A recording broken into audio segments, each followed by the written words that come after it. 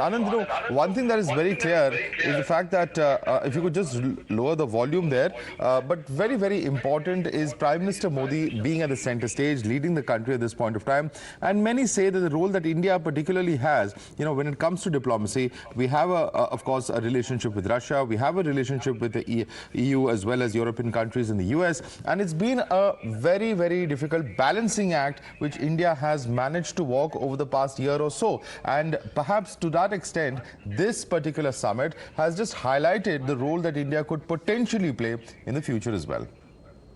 Good morning, Madhav, and good morning to my fellow panelists. No, absolutely, you're 100% correct. I think this is a tectonic shift in more ways than one, and I would even go on to say that it's possibly an inflection point. India is not yet flexing its muscle, but it's come to the high table. And if you permit me, I've just seen the name of one of the expert panelists there.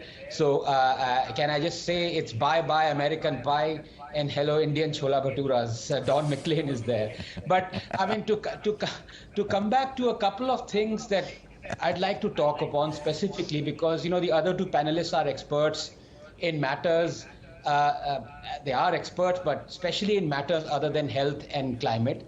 And I have a reasonable amount of knowledge in those. And I've, in fact, in G20, since yesterday you would have seen, I was particularly interested in the declaration, what it says about climate and health particularly. So if I can give you the good news and the bad news together, just a couple of minutes. I think as far as the climate is concerned, I'm more than pleased with what has been written in the declaration. It has a clear imprint of Dr. Kant, having conversed with him on these matters before.